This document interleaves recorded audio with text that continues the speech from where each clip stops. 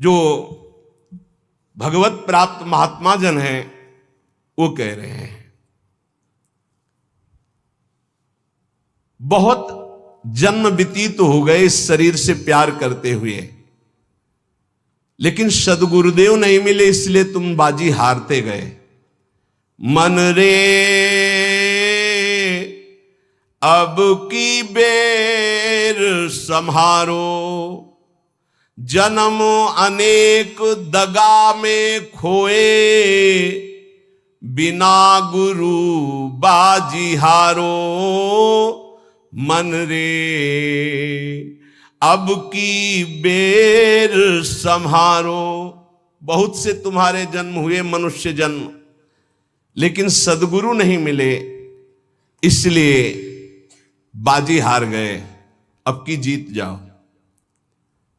सदगुरु का वर्ण करके उनकी आज्ञा के अनुसार चल दो। बहुत कठिन है सदगुरु की आज्ञा पर चलना। हमारा मन अहंकार से प्रेरित होकर मनमानी आचरण करने के लिए बहुत राजी होता है, लेकिन गुरुमानी होकर मन को मारकर गुरु आज्ञा में रहना एक किसी विशेष भाग्यशाली उपासक के भाव होते हैं। बाल्यावस्था तो हमारी ऐसे चली गई कि पता ही नहीं चला खेल कूद में।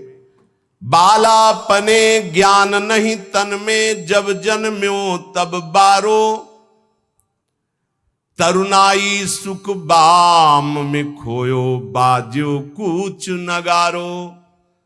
बाल्यावस्था कब चली गई पता नहीं चला, सोने में, खाने में, खेलने में।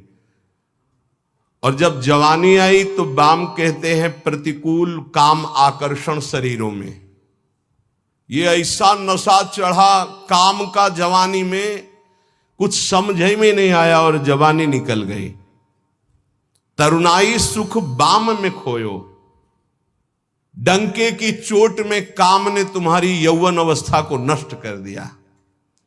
गोस्वामी तुलसीदास जी कहते जौवन ज्वर के ही नहीं बलकावा। जवानी का बुखार किसको नहीं चढ़ा? तो कोई तो होगा जिसको नहीं चढ़ा।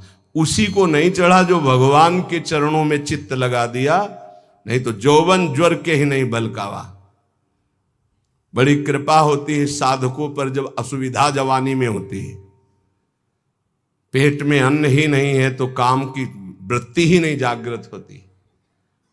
बस एक ही आग लगी हुई है, कैसे ब्रह्म साक्षात्कार हो जाए, इस प्रपंच का बाध करके कैसे स्वरूप में स्थित हो जाओ।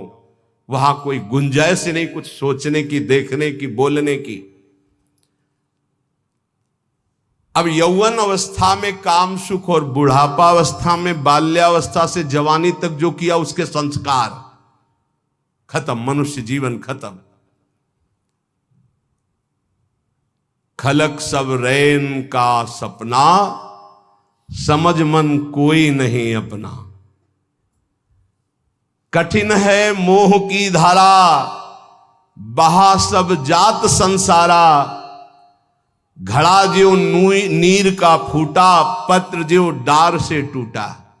जो पत्ता डाल से टूट गया दोबारा नहीं लगेगा। कच्ची मिट्टी में पानी भरा गया, फैल गई, किसी काम की नहीं रही। ऐसे ही बुढ़ापा के बाद एक अवस्था आती मृत्यु, फिर मानव जीवन गया, फिर अन्य योनियों में भटकना पड़ा। तीन लोक और भुवन चतुर्दश, सब ही काल को चारो। पूरी रहो जगदीश गुरु तन, बासे रहो नियारो। कहे कबीर सुनो भय साधु, सब घट देखन हारो। जन्म अनेक दगा में खोए, बिन गुरु बाजी हारो। मन रे अब की बेर संहारो। चाहे जितना तुम पुण्य करके चाहे जिस लोक में जाओ, तीनों लोकों तक काल का नगाड़ा बजता है। हर समय वो विनाश लीला करता रहता है।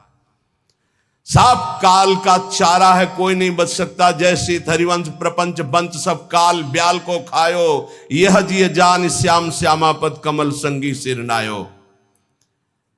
गुरुदेव ने जिसको स्वीकार किया और जगदीश का ज्ञान प्रदान कर दिया, कबीर साहब कहते हैं भाई सुनो, वही विजय प्राप्त कर लिया जो घट घट में सबको आराध्य देव माना, हर घट में हमारा आराध्य देव विराजमान है, वो जीवन मुक्त हो गया। इस शरीर का धारण करना मानव देह का यही सफलता है। नाम जप करते हुए सब में भगवत भाव करके अपने आप का उद्धार कर ले। समझो रे भाई, समझो रे, अरे हिया नहीं रहना, करना अंत पयाना। जाना है भाई जाना है, मरना है भाई मरना है, आज नहीं तो कल मरना है।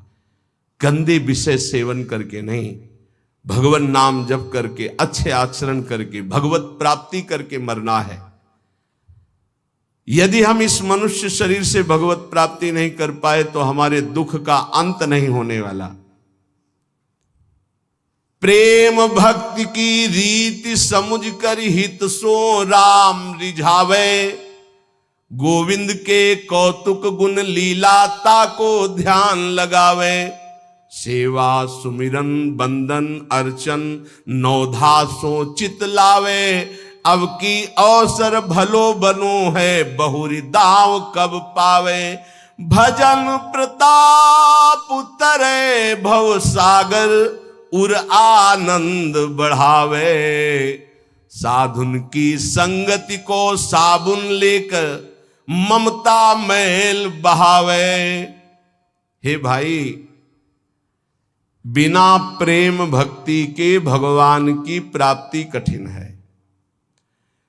गोविंद के चरणारविंद का आश्रय लेकर नाम जप करते हुए जो लीला गाते हैं, अर्चन बंदन करते हैं, नौधा भक्ति करते हैं, उनके हृदय में प्रेम लक्षणा भक्ति जागृत होती है। ये प्रेम लक्षणा भक्ति साधु संग से आती है। साधु संग रूपी ऐसा साबुन है कि ममता रूपी मैल धुल जाता है, और जहां मन ममता रूपी मैल से रहित हुआ तहां प्रेम प्रकाशित हो जाता है। प्रेम प्रकाशित होने में जो बाधा है, भक्ति करते हुए और साधु संग करते हुए भी यदि प्रेम प्रकाशित नहीं हो रहा तो ये कुछ बाधाएं इसमें वर्णन की गई हैं। ध्यान से सुन लो और इनको कभी करना नहीं तो प्रेम भक्ति जरूर जागृत हो जाएगी। पहला, आहार दोष। ध्यान में बैठा लो या लिखते जाओ। आपको साधु संग मिल गया है, नवधा भक्ति कर रहे हैं, लेकिन प्रेम नहीं प्रकट हो रहा है। जैसे आप वृंदावन धाम वास कर रहे हैं, सत्संग कर रहे हैं, नाम कीर्तन कर रहे हैं, प्रेम नहीं प्रकाशित हो रहा है, तो इन दोषों को देख लो आपके अंदर है क्या। पहला है आहार दोष। आहार दोष बुरी कमाई से जो अन्न आता है वो बुद्धि को भ्रष्ट कर देता है। इसीलिए हम आकाश वृत्ति से जीते हैं। आकाश वृत्ति, हमारे पास वही अन्न आएगा जो श्री जी पास करेंगे नहीं, हिम्मत नहीं किसी के यहां रख दे। यहां शासन है सहचरियों का। यहां ऐसा नहीं कि कोई पापात्मा आवे और आके गड्डी रख के चला जाए, ऐसी हिम्मत नहीं, उसके कदम नहीं उसके अंदर प्रवेश कर सकते। यहां शासन है, अव्यक्त शासन है। अगर यहां 100 रुपया कोई रखता है तो मेरी लाडली जू से प्रेरित होकर रखेगा, अन्यथा नहीं। इसीलिए 2 प्रकार से हमारा भोजन चलता है। एक तो ब्रजवासियों की टूक मांग के आते हैं, और दूसरा आकाश वृत्ति से जो आता है, बिना मांगे, बिना इशारा किए और बिना किसी प्रकार का सम्मान दिए। ये नहीं कि आप अर्थ देने वाले हो तो आपको एकांत में बुलाकर जयमाला पहनाई जाए कि जय हो आपकी, आपसे बिल्कुल नहीं। और हो सकता है कि आपको कटु वचन सुनने पड़े और फिर आप रखो तो तुम बहादुर नहीं, लेके जाओ। लक्ष्मीपति जिनके सेवक हैं उनके सेवक हैं, इसलिए हर अन्न का कण पवित्र होगा यहां का। हमारी स्वामिनी के द्वारा प्रेरित जो आता है वो हृदय से स्वीकार है। इसलिए कहीं भी किसी भी तरह का इशारा, दान पेटी, कोई ये सब नाटक कि भाई यहां इतने भरो, कहीं कोई अगर कोई बाहर कर रहा है तो नौटंकी नाटक करके अर्थ एकत्रित करने वाला वो अपराधी माना जाएगा। इस पूरे राधा केली कुंज के भागवतिक विधान में किसी भी तरह के अर्थ का प्रवेश नहीं है। हम भिक्षुक हैं, हमारा भरण पोषण स्वामिनी से होता है। किसी के हृदय में ऐसे किया, स्वामिनी जी के आगे चढ़ गया, उसी से बिजली का बिल, उसी से उदर पोषण होता है। और ये हम इसलिए नहीं सुना रहे कि तुम चढ़ा देना, हम तो कसम खवाई सत्संग में कि जिनको ये लगता हो कि मेरे द्वारा चलता है, तुम्हें इष्ट की कसम है, यहाँ चवन्नी मत चढ़ाना। हम देखते हैं अपने स्वामी को, तुम्हारे से हमारा नहीं चलता, हम स्वामी से देखते हैं जिनसे अनंत ब्रह्मांड, तुमने सहयोग किया था ब्रह्मांड बनने में क्या? अनंत ब्रह्मांड एक संकल्प में बन गए, उनके हम दास हैं। तो जो अधर्म की कमाई से, अधर्म की कमाई कैसे होती है? जहां हमारा धर्म कहता है कि ये नहीं लेना चाहिए, हम उसे लेते हैं। जहां हमारा धर्म कहता है ये नहीं करना चाहिए, उसे हम करते हैं और फिर वो अर्थ लेते हैं। कई तरह के अधर्म की कमाई होती है। इसको हमने देखा भ्रमण के समय में। जैसे कहा जाता है कि आपका ब्लैक व्हाइट हो जाएगा, ऐसा हमने नहीं कहीं पढ़ा, शास्त्रों में नहीं पढ़ा, संतों से नहीं सुना। धर्म से 10 रुपया कमाओ, 4 रोटी बनाओ, 1 रोटी में 4 टुकड़े कर लो, 3 में तुम पाओ। एक गाय को दे दो, कौआ को दे दो, एक भिक्षुक संत को दे दो, एक ऐसे डाल दो, कोई जीव जंतु खा ले, इसे कहते हैं। वो तुम्हारा धन और पवित्र हो गया। पापाचरण करके आओ, 1 लाख में 10,000 दो, नरक जाओगे, क्योंकि वो 10,000 जो खाएगा उसकी बुद्धि भ्रष्ट हो जाएगी। आहार दोष। जब द्रौपदी जी और महाराज युधिष्ठिर और भगवान श्री कृष्ण भीष्म पितामह को घेरे हुए प्रश्न उत्तर हो रहे, तो बहुत शास्त्र का ज्ञान दे रहे हैं, बहुत हजारों प्रश्नों के उत्तर भीष्म पितामह जी ने दिए। तो जब धर्म का उपदेश कर रहे थे तो कहा, रुको पितामह, ये वही बुद्धि है उसी महापुरुष की जो सभा में बैठा था, मुझे वस्त्रहीन किया जा रहा था, मैं चीख चीख के पूछ रही थी क्या ये धर्म है? उस समय ज्ञान तुम्हारा कहां चला गया था जो आज ज्ञान उपदेश कर रहे हो? तुम मुस्कुराए और कहा, बेटी तुम्हारा प्रश्न धर्मयुक्त है। वो सब बह गया, 6 महीने बाणों की सैया पर वो खून बह गया है। इस समय मैं शुद्ध हूं, जो प्रश्न करोगे ठीक धर्मयुक्त उत्तर होगा। उस समय पापी दुर्योधन का अन्न खाने से मेरी बुद्धि मलिन हो गई थी। उदाहरण दिया कि एक परमहंस जी जंगल में कंदमूल फल खाकर रहते थे। एक दिन राजा की दृष्टि पड़ी, श्रद्धालु था, साष्टांग दंडवत की महाराज महल पधारी और अपने चरणामृत से, चरण रज से महल को पावन करें और प्रसाद पाए। मना कर दिया, हम तो कंदमूल फल खा गए, चला। दूसरी बार फिर आया, तीसरी बार फिर आया, मन में आया चलते, ठीक है। राजा बहुत प्रसन्न हुआ, आदर के साथ ले गया, महारानी ने स्वयं बनाया, महाराज संत भगवान ने पाया, गए। अब जब जंगल में आए तो मन नहीं लगा भजन में। कहां सूखे कंदमूल फल और कहां रसीला वो भोजन राज परिवार का और रानी के हाथ का बना। अब तो अच्छा दृश्य देखने की इच्छा नहीं होती हो, गुलरी पाकर यही फल जंगली। बस अब ये इंतजार था कि राजा आ जाए और निमंत्रण दे दे। अन्न का प्रभाव। राजा आया, संकल्प ऋषि का, महाराज वो पहले बार में हाँ हाँ वो तो आप बड़े भगत हो, एक बार जाके हमने देख लिया, बड़ी श्रद्धा है। दोबारा गए तो प्रसाद बना रही थी रानी, तो दृष्टि गई हार पे। हार श्रृंगार उसमें रखा हुआ था, पेटी से खुल अपनी झोली में डाल लिया, बैठ गए, प्रसाद पाया, चले आए, झोली टांग दी। सायंकाल रानी जब श्रृंगार के लिए बैठी तो देखा और पेटी खाली, हार नहीं। तो उनका, महाराज यहाँ किसी चोर का प्रवेश है नहीं, आपके वही सन्यासी जी जो आए थे वही ले गए। ऐसा नहीं, वो तो बहुत त्यागी वैरागी, वो हार क्या करेंगे? बोले हमारी दास दासियां, निजी दास दासियां, ये कहीं बाहर नहीं जाती हैं, तो ये क्यों चोरी करेंगे, इनका और कोई है नहीं, ये तो हमारी ही सेवा में रहते हैं। राजा को भी पक्का प्रमाण लगा कि संत, पर उन्होंने कहा नहीं, हमारे संतों की अवहेलना होगी, आप इस शब्द मत उच्चारण करो, मैं दूसरा बनवा देता हूं। 2-4-5 दिन वो उपवास किए संत भगवान, तब उन्होंने जंगल से फल लाने की सोचा, झोली में हाथ डाला तो देखा वो हार। तो उनका ये हार कैसे आ गया, ओ मैंने चोरी की, ये कितना निंदनीय मेरी बुद्धि हो गई, कैसे मैं निकृष्ट हो गया, हार लिया और ऐसे मैं चोर हूं, मैं चोर हूं, वहीं से कहते हुए राज दरबार में मैं चोर हूं। महाराज उतरे, दंडवत किया, कहा महाराज आप चोर नहीं हो। नहीं मैं चोर हूं, मैंने हार चोरा। बोले महाराज मैंने परीक्षा के लिए आपकी झोली में डाला था और उनको ऐसे ले गए, कि सभा को कहीं ये ना लगे कि संत ऐसे होते हैं। एकांत में ले गए और बोले महाराज आप ही चोरी करने वाले, आप ही ईमानदारी से वापस लाने वाले, मेरी समझ में नहीं आया। तो बोले शास्त्रों में जो लिखा है, आप कल सुने थे चर्चा में, प्रताप रुद्र जी के दर्शन के लिए भी महाप्रभु ने निषेध कर दिया था, राजअन्न निषेध माना गया है अगर वो वैष्णव भक्त ना हो तो। बोले ये राजअन्न का प्रभाव है कि मेरी बुद्धि लुभायमान हो गई और स्वर्ण की चोरी कर ली, कई दिन से भोजन नहीं पाया, वो सूख गया, रक्त जल गया, तो इसलिए अब मेरी बुद्धि शुद्ध हुई। ये तुम्हारे अन्न का दोष है जो हमने 2 बार पाया, उससे मेरी बुद्धि पतित हो गई।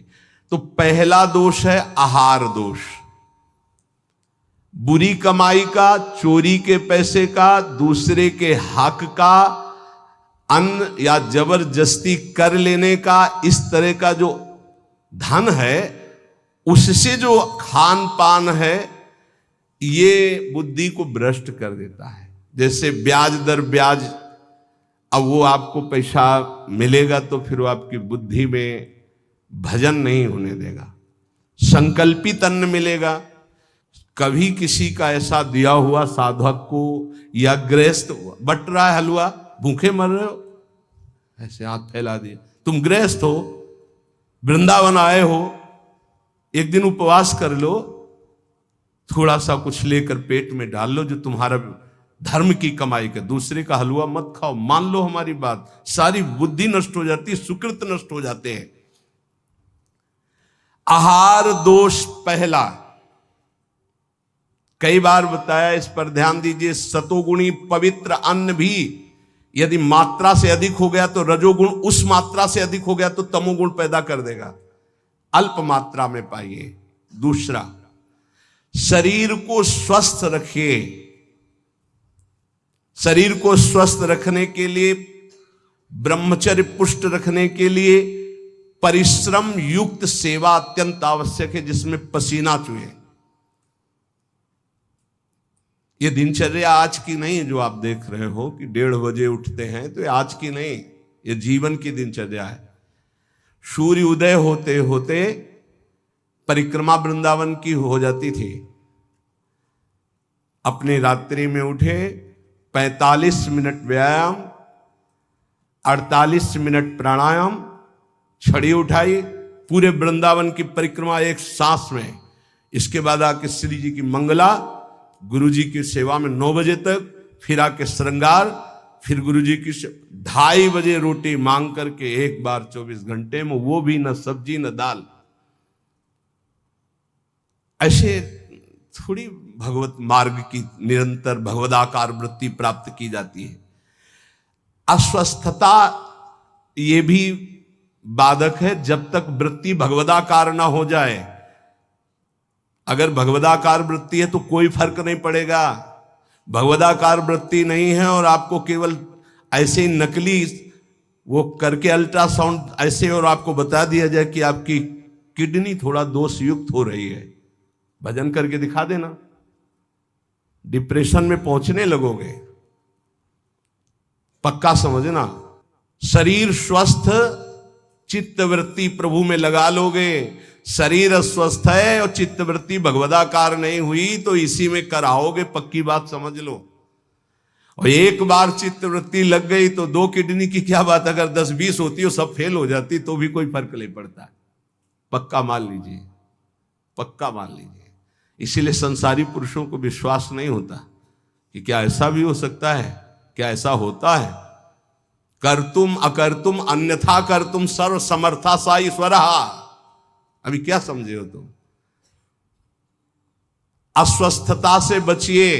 प्रत्येक साधक से कहा व्यायाम करो, चाहे साधक हो चाहे साधिका। संयम से चलो। व्यायाम प्राणायाम अत्यंत आवश्यक है। ठीक है, आपकी दिनचर्या ऐसी, तो समय निकालो, ऐसी दिनचर्या में समय निकालो कि आप व्यायाम कर सको, आप प्राणायाम कर सको। मान लो मेरी बात, आहार अल्प पवित्र आहार है, पक्का, इसमें कोई संशय नहीं, गुरु प्रदत्त आहार है, और अल्प आहार तो शतोगुणी बना रहेगा। दूसरा, व्यायाम प्राणायाम प्रत्येक साधक को करना चाहिए।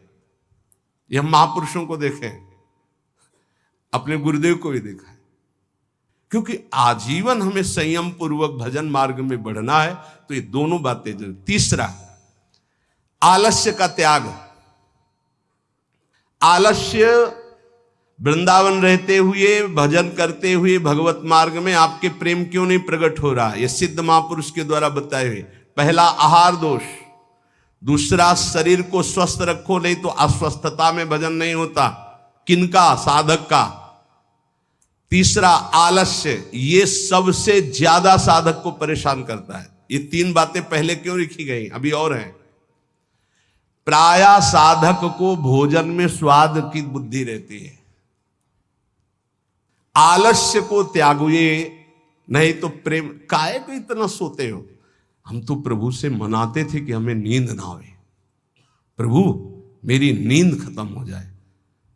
वो आज उसकी कृपा का फल प्राप्त हो रहा है। हाँ, कि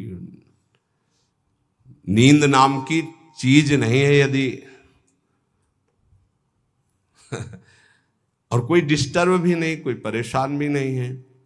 ये बस अगर आप ठिकाने देखो, नींद को विश्राम जो इंद्रियों को मिलता है नींद में ना, वो संसार का चिंतन छोड़ने से। खास बात समझिए, 6 घंटे संसार का चिंतन छोड़ के बड़ा फ्रेश लगा, और 6 घंटे अगर भगवान के चिंतन में संसार को भूल गए तो कैसा लगेगा, सोचो। चौथा है प्रमाद।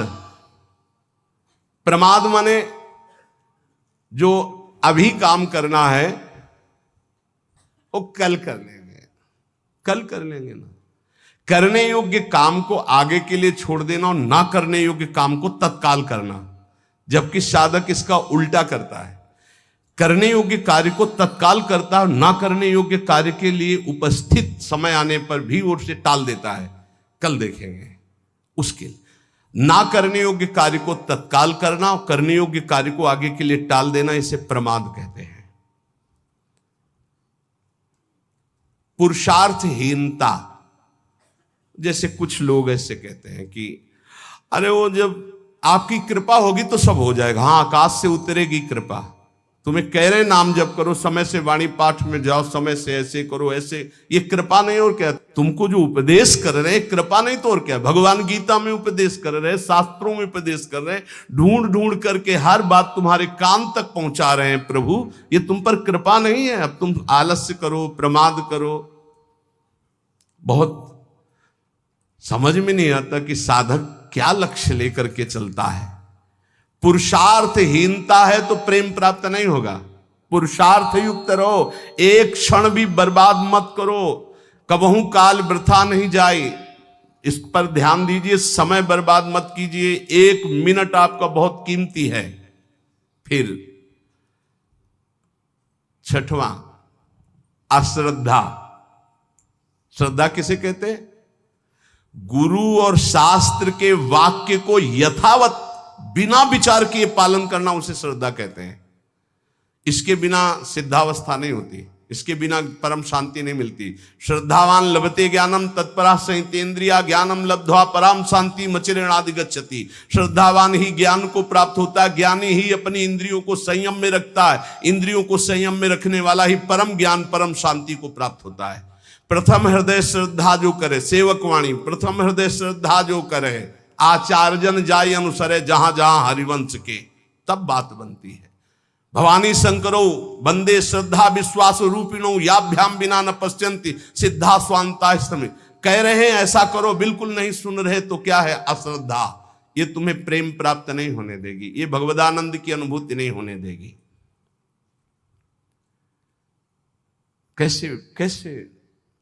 अगर आप वचन रूपी लक्ष्मण रेखा के अंदर रहोगे तो माया रूपी रावण तुम्हारा हरण नहीं कर पाएगा, तुम्हारी बुद्धि रूपी सीता का अपहरण नहीं कर पाएंगे।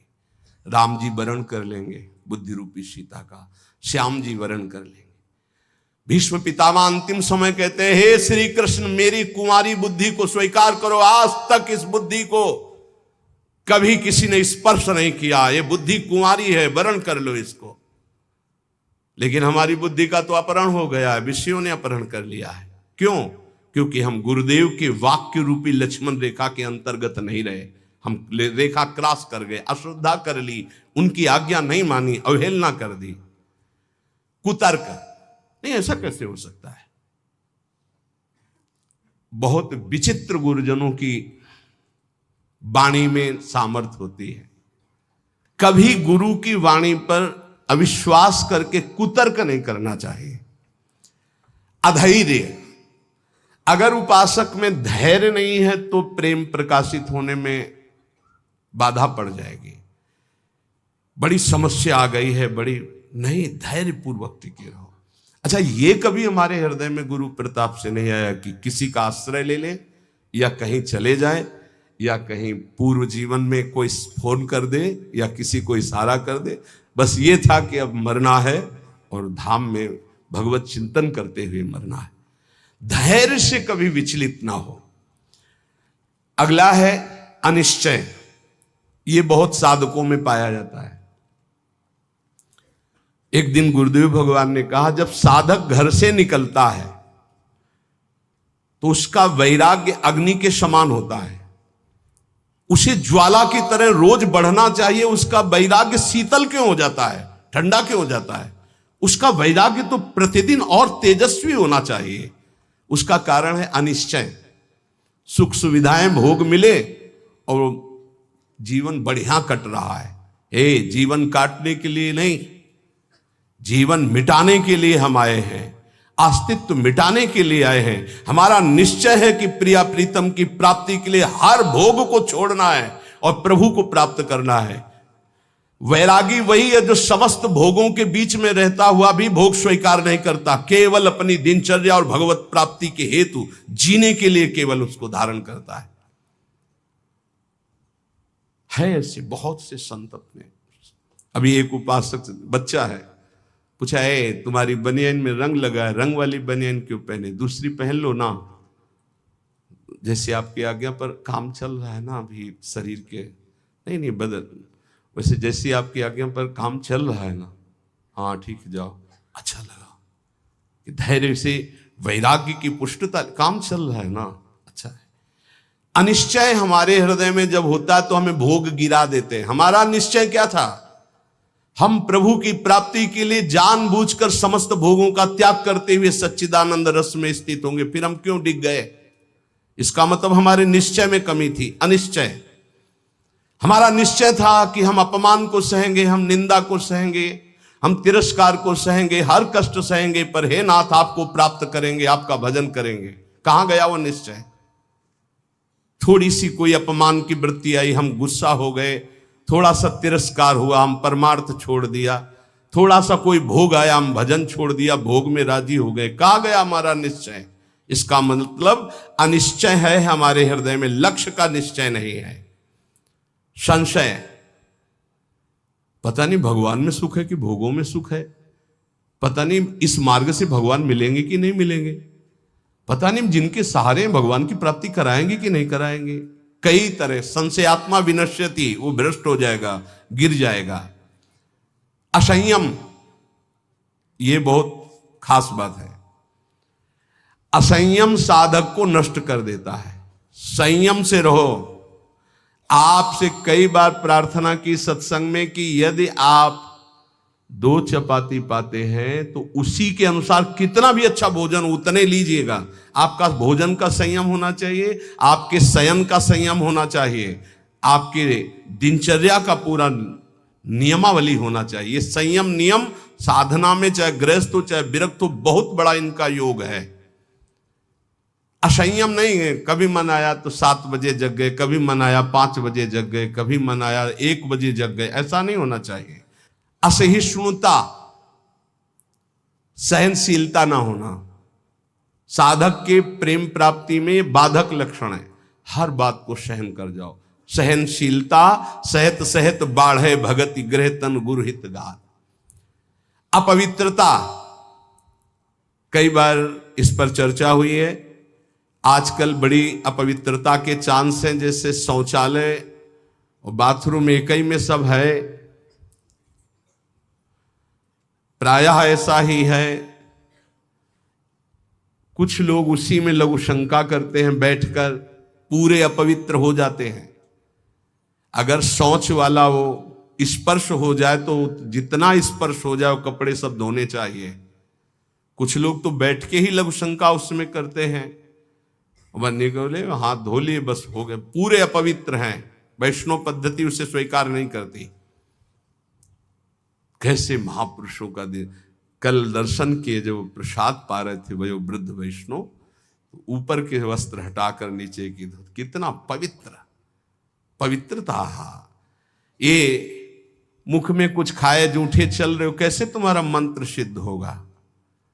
खड़े खड़े लघु शंका कर ली, छिट्टी पैरों में पड़ रही, कैसे मंत्र सिद्ध होगा? बहुत सावधानी की जरूरत है। उपासक चाहे गृहस्थ हो या विरक्त हो, हर समय पवित्र रहता है।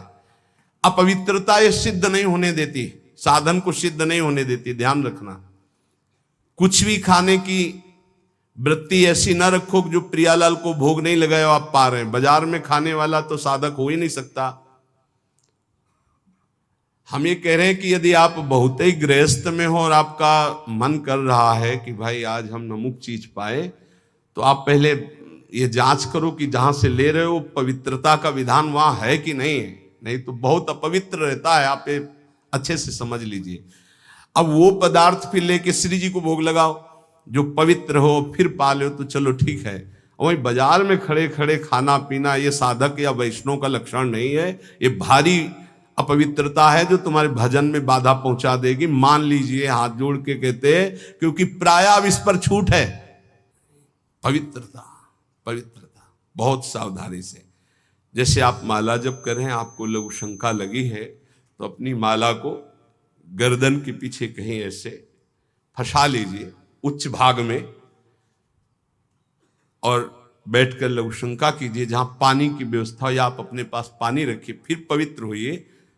अगर ऐसा है कि जल नहीं है तो रज से कर लीजिए, रज से हाथ धो लीजिए। जब तक पानी न मिले, आचमन न कर लो, तब तक माला नहीं, ऐसे नाम जप करो। ये अपवित्रता भगवत प्राप्ति में बहुत बाधक है और लोग इसको मानते ही नहीं है। कोई बिरला पवित्रता का निर्वाह करता नहीं मान।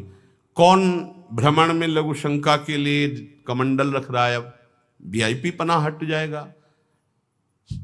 प्रायः दंड कमंडल, साधु का प्रसिद्ध सोटा लंगोटा, ये सब प्रसिद्ध है।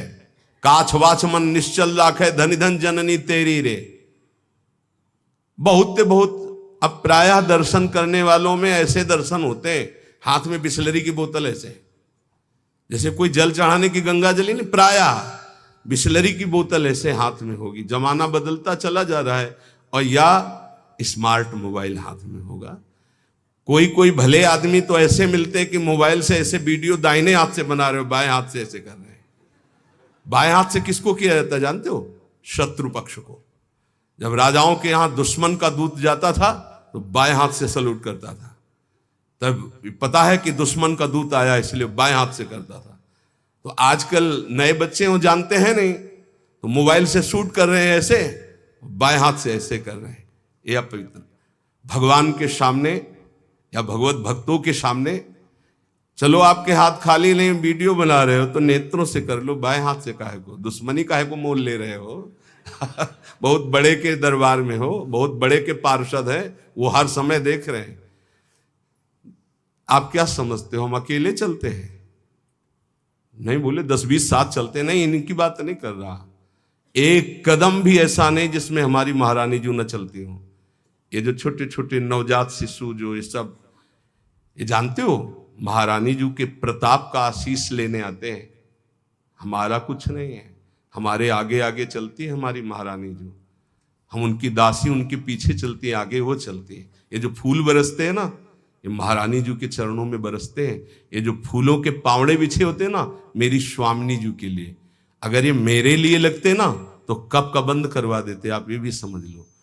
मेरी महारानी जी के दर्शन के लिए कोई नाचता है, कोई रोता है, पूरी भीड़ में सैकड़ों रोते हैं, तो हम उनकी आंखों की तरफ देखते हैं कि मेरी प्रिया जी का कृपा प्रसाद इनकी, भले किसी भाव से। मेरी महारानी जी तो बड़ी रिझवार है ना, हाँ बड़ी रिझवार। कितने के अंतिम बन गए, अंतिम बन गए, समय अंतिम बन गए, क्योंकि उनको तो समझ में नहीं आ रहा है ना, वो तो केवल देख रहे हैं बाबा, लेकिन बाबा के आगे जो चल रहे हैं उनका प्रताप चल रहा है। आप समझते हो ना, किसी के आगे इतना नहीं होता जो आप देख रहे हो, ये महारानी जी के आगे होता है, किसी और के आगे नहीं होता। यहां कोई संत प्रताप उदित नहीं है, ये महारानी जी का प्रताप उदित, राधा प्रताप। जो प्रसिद्धि और पुजवाने की इच्छा रखता है उसे प्रेम प्राप्त नहीं होता। प्रेम प्राप्ति में बाधक अपनी प्रसिद्धि और पुजवाने की इच्छा नहीं, अपने इष्ट में चित्त को लगा दो। तो सेवक जी महाराज कह रहे हैं, बिस्तर है सब जग विमल कीरति, साधु संगति ना टरे, बास वृंदा विपिन पावे, श्री राधिका जो कृपा करे। अपने आप जगत में विमल कीर्ति का विस्तार हो जाता है जो प्रियालाल में चित्त जोड़ता है। अपनी पुजवाने की इच्छा, मान की चाह, ये प्रेम नहीं प्रकट होने देती। अगला, किसी से भी घृणा, जैसे कोई भी किसी भी तरह का है, किसी भी धर्म का है, कैसे भी आचरण करने वाला है, अगर वो हमारी महारानी के दरबार में आता है तो उसको हम भगवान की तरह आदर करेंगे। उसको एक, जैसे हम सबका आदर करते हैं ऐसे उसका आदर करेंगे। किसी से भी घृणा नहीं, त्रिभुवन में ये तो पक्का समझ लीजिए, किसी से भी घृणा नहीं। घृणा शब्द भक्त के हृदय में नहीं होता, किसी से भी घृणा नहीं। द्वेष, अजात शत्रु भक्त होता है, अगर द्वेष है तो प्रेम प्रकट नहीं हो। अद्वेष्टा सर्वभूतानाम, किसी भी संसार में एक भी से भी अगर द्वेष है, दुश्मनी है, तो भगवत प्राप्ति में बाधा हो जाएगी।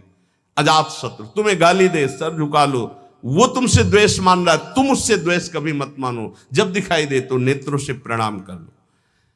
और निर्दयता, ये प्रेम में बाधक है। कभी किसी के प्रति कठोर व्यवहार वाणी के द्वारा, मन के द्वारा, तन के द्वारा ना करें। दुराग्रह है, ऐसा होना ही चाहिए, ये कभी हट ना करे। जोई प्यारो करे, सोई मोई भावे, ध्यान रखिए। दुराग्रह कभी प्रभु से भी ना करे कि नहीं प्रभु इतना तो होना ही चाहिए, गुरुदेव इतना तो होना ही चाहिए, नहीं। जोई प्यारो करे, सोई मोई भावे। चपलता, जल्दीबाजी, चांचल्यता, ये साधक में नहीं होनी चाहिए। गंभीर स्वभाव, जो कार्य करे बहुत ठीक से करे। एक साधक अपनी सेवा में है, उनसे आप कोई भी जल्दी काम को नहीं करेंगे, कार्य दे दो, छोड़ दो। अगर पात्र मार्जन करना है तो जब वो मार्जन करके निकले बाहर तो आप देख लेना निर्दोष हर पात्र चमकता हुआ मिलेगा। पर आप कह दो 5 मिनट में करो तो नहीं करेंगे। जो सेवा दोगे वो सेवा होगी, पर सांगो पांग होगी, उन्हें छेड़ो मत। वो अपने आप पूरा नाम जप करते एकदम, पोछा लगाना छोड़ दो, उसे बोलो मत, बस सेवा दे दो। वो आराम से पूरे भवन में पोछा लगा के शांत, उसे छेड़ो मत। अगर जल्दी करो तो पोछा रख दे, खड़ा है, आप छेड़ो मत, सेवा दे दो। तो जब वो सेवा में होते तो हम कह देते उसको छेड़ो मत, वो अपनी सेवा पूरी सांगो पांग करेगा, पर उसे छेड़ो मत। ऐसा ही उपासक का स्वभाव होना चाहिए। हम जिस कार्य में लगे सांगो पांग उसमें लगे, गंभीरता पूर्वक लगे, जल्दीबाजी नहीं, चांचल्यता नहीं। ये प्रेम प्राप्ति के लिए आवश्यक है।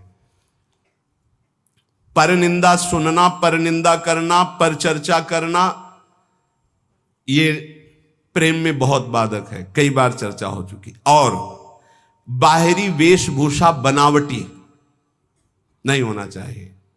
इसकी भी चर्चा हुई है कि बढ़िया क्रीचदार कपड़े, कोई बड़े उपाधि युक्त महात्माओं की बात अलग हो, तो गुरुजन है, आचार्य है, लेकिन साधक के लिए बात कह रहे हैं। वेशभूषा बहुत शांत रखनी चाहिए, जो गुरु प्रदत्त वेशभूषा है, और जब तक वस्त्र शरीर धारण करने योग्य की रक्षा कर रहा तब तक बदलना नहीं चाहिए। बहुत परमाणु होते हैं वस्त्रों में, जैसे ऊपरी अचला है ये तो वर्षों चलेगा, बदलने की जरूरत नहीं। जैसे आपको मिल रहा है तो आप रोक सकते हो, उड़ाया जा रहा है आप औरों को उड़ा दीजिए, मेरे पास है, बहुत कृपा। ये जरूरी नहीं कि सबको उड़ाया जा रहा है तो हम ले रहे हैं। जैसे भेंट है, वस्त्र है, अगर वो सम्मान के लिए आपको दिया जा रहा है, आपको आवश्यक नहीं है तो आप हाथ जोड़ सकते हो, प्रसाद दे दीजिए, ये नहीं। इससे आपकी भक्ति बढ़ेगी और गुरुजन आप पर प्रसन्न होंगे। ध्यान दीजिएगा, अगर वस्त्र है और आपको ओढ़ाया जा रहा है तो आप ऐसे रोक दीजिए, हमारे पास दैन्यता हमारे पास है, आगे जरूरत होगी तो हम आपसे याचना कर लेंगे, जितने से काम चल जाए उतना। बनावटी बाहरी वेशभूषा और शास्त्रार्थ ये प्रेम में बाधक है। वो तो कोई विद्वान करता है, अपने लोग तो है ही नहीं। शास्त्रार्थ करने लायक क्या है? तो शास्त्रार्थ तो विद्वानों का विषय है, पर किसी भी विषय में तर्क वितर्क नहीं करना चाहिए, मौन का आश्रय लेके हट जाना चाहिए। अगला, शरीर के आराम की चाह। यहां जो लिखा है वो ध्यान, शरीर आराम तलब, ये जीवन में नहीं लेना चाहिए। कुशासन में लेटते थे पूरे वृंदावन में, कुशासन कभी नहीं। ये जो पूर्व में जानते हैं, बिजली कटी हुई जीवन था, बिजली नहीं, सीधे प्रकृति का वार्ष हो और हरिशरणम हरिशरणम। और मनोरंजन बोले 4-5 घंटे तो सत्संग और वाणी पाठ हो गया है। अब वो वाला मोबाइल टच वाला कौन सा कहते हैं, स्मार्टफोन, अब उसमें अब हमको तो सब बातें आती नहीं, सीरियल कहते हैं कि क्या कहते हैं, वो जो देखते हैं,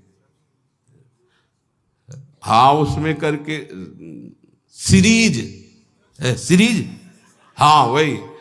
अब एकांत में मनोरंजन सीरीज में देखोगे, आजकल की जो है ना, पहले रामायण महाभारत जैसे, अब ऐसी सीरीज है कि आपके भजन को नष्ट कर देंगे, आपके चिंतन को नष्ट कर देंगे। इसलिए प्रार्थना है कि जितने भी साधकों के पास, वैसे तो सबके पास है नहीं जो सेवा में है, और जो भी गृहस्थ जन है, ऐसी चीजें मत देखो जो आपके भजन में बाधक हो। अगला है कुसंग। ये भजन करते हुए प्रेम नहीं उत्पन्न होने देंगे। चलो अब थोड़ी देर निकलते हैं चल के, और बातचीत और ऐसे कुसंग ना होने पाए। जाके संग कुमति मति उपजे, करत भजन में भंग, तजोरे मन हरि विमुखन को संग।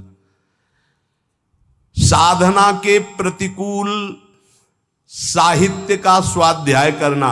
आपकी साधना है प्रेम के प्रतिकूल स्वाध्याय करना, प्रतिकूल सत्संग सुनना। प्रतिकूल भी सत्संग होता है, हाँ। अब हमारा चल रहा है दासो हम का, हमें सुनाया जाए, हम ब्रह्मास्म का, तो प्रतिकूल तो हो ही गया। इष्ट मिले और मन मिले, मिले भजन रस रीति, तहां निसंग कोहे मिलिए, तासो की जय प्रीति। गुरुजनों का तिरस्कार कर देना, ऐसा होता है। कौन बार बार खड़ा होए, इनको तो 10 बार आना है आए। गुरुजन चाहे 100 बार पधारे, 100 बार प्रणाम, 100 बार खड़े हो गए, ये आराधना है। अरे तो बोलते रहते, रोज ही प्रवचन करते हैं, क्या माने। एक ने हमसे कहा कि महाराज जब वैराग्य का प्रवचन करते तो गद्दा वद्दा निकाल के बाहर फेंक देते, और जब आश्रय का प्रवचन करते तो फिर गद्दा अंदर लग जाते। बताओ चले कौन, वैराग्य वाला कि आश्रय वाला? तो तुम हो किसके, आश्रय के कि वैराग्य के? बस यही समझना है। गुरुजनों के वचनों पर अविश्वास, भजन जो संख्या दी गई उसमें लापरवाही। बहुत ज्यादा संख्या नहीं दी थी, एक दिन कहा था सब लोग 11 माला तो कर ही लिया करो। वो ईमानदारी से बताओ बेईमानी कितनी है इसमें। 11 माला मात्र नहीं, अगर कर रहे हो तो ठीक है, वैसे तो, पर 11 माला की संख्या कितने लोग पूरा करते हैं अपना देख लेना भैया। जो नियम दिया गया उसमें लापरवाही नहीं होनी चाहिए। बस ये बात देख लो, जो विशेष सेवा में लगे हुए रात दिन, उनको भी युक्ति बताइए कि तुम्हारा कैसे पूरा होगा। लेकिन जिनको समय है उनको 11 माला संख्या तो करनी ही चाहिए, निज मंत्र की, शरणागत मंत्र की। और लक्ष्य के प्रति लोभ ना बढ़ा करके धन के प्रति लोभ आ जाना भगवत प्राप्ति, प्रेम प्राप्ति में बड़ा बाधक है। या साधन करते हुए अहंकार आ जाना, ये भी भगवत, साधन ठीक चल रहा है सब, लेकिन अहंकार आ गया तो भगवत प्रेम नहीं होगा। जो वैराग्य मार्ग में है, ब्रह्मचर्य का खंडन करना, या गृहस्थ में संयम युक्त गृहस्थ धर्म का सेवन ना करना। विपत्ति आ गई तो घबरा करके परिवार वालों की शरण में चले जाना विरक्त के लिए। विपत्ति आ गई तो भगवान का आश्रय छोड़कर किसी धनी मानी की बात शरण में चले जाना। चाहे गृहस्थ हो चाहे विरक्त, भगवान के सिवा अन्य आश्रय नहीं। नरसिंह मेहता, प्रहलाद जी, मीरा जी, बड़े बड़े भक्तों के चरित्र पढ़ो, किसके पास गए? हरिः शरणम हरिः शरणम, हर विपत्ति नष्ट। हरि स्मृति सर्व विपद विमोक्षणम, बड़ी बड़ी विपत्तियां भगवान के स्मरण से नष्ट। सही औषधि हर विपत्ति नाश करने के लिए भगवत गुणगान, भगवान नाम जप, अलौकिक चमत्कार, बिना किसी फोन के हर समस्या का। हरि स्मृति सर्व विपद विमोक्षणम, मान लीजिए आप किसी की तरफ मत झांकिए, केवल प्रभु की तरफ देखिए तो कुछ बिगड़ ही नहीं सकता। 5 वर्ष के प्रहलाद जी क्या बिगाड़ लिया त्रिभुवनपति हिरण्यकश्यप ने, पर हमारा विश्वास काम नहीं करता। किसी भी मनुष्य को, संपत्ति को, सुख भोग को, पद को, ममता को भगवान के समान न रखना। अपने इष्ट की समानता में किसी को न रखना। कैसे समझोगे कि हमने इष्ट की समानता में किसी को नहीं रखा? किसी व्यक्ति के मिलने पर, वस्तु के मिलने पर, भोग सामग्री के मिलने पर, पद मिलने पर यदि भगवान भूल गए तो वो भगवान से बढ़कर वस्तु हो गई, भगवान छोटे हो गए। अगर भगवत स्मरण चल रहा है तो फिर किसी को नहीं रखा भगवत स्मृति के समान। अब आप देख लीजिए, छोटी छोटी बातों में भगवत स्मरण छूट जाता है तो भगवान छोटे हो गए और वो भोग सामग्री, वो व्यक्ति बड़ा हो गया। आगे कह रहे हैं, जो भारी व्यवस्था धर्म प्रचार के चक्कर में पड़ जाता है, प्रेम प्राप्ति दुर्लभ हो जाती है, वो लक्ष्य को भूल जाता है। इतने दोषों से यदि बच जाया जाए गुरु कृपा से, तो सहज भजन में रुचि हो जाए और भगवत प्राप्ति हो जाए और प्रेम प्राप्ति हो जाए। आहार दोष, अस्वस्थता, आलस्य, प्रमाद, पुरुषार्थहीनता, अश्रद्धा, कुतर्क, अधैर्य, अनिश्चय, संशय, असंयम, असहिष्णुता, अपवित्रता, प्रसिद्धि, पुजवाने की इच्छा, मान की चाह, घृणा, द्वेष, निर्दयता, दुराग्रह, चपलता, जल्दीबाजी, परदोष दर्शन, परनिंदा, परचर्चा, बाहरी वेशभूषा सजाना, विवाद, शास्त्रार्थ करना, शरीर के आराम की चाह, विलासिता और दूसरों से सेवा कराने की आदत बनाना, लोक में मनोरंजन करना, कुसंग करना, साधना के प्रतिकूल, साधना के अनावश्यक साहित्यों को पढ़ना, अनावश्यक बातों को सुनना, साधना के प्रतिकूल सत्संग सुनना, भजन में लापरवाही, गुरु के वचनों पर अविश्वास, दूसरे साधन और लक्ष्य के प्रति लोभ और विपत्ति में घबरा जाना, ब्रह्मचर्य का नाश करना, साधना में अभिमान करना, कर्तव्य को भूल जाना, प्रभु के समान किसी को भी मानना नहीं।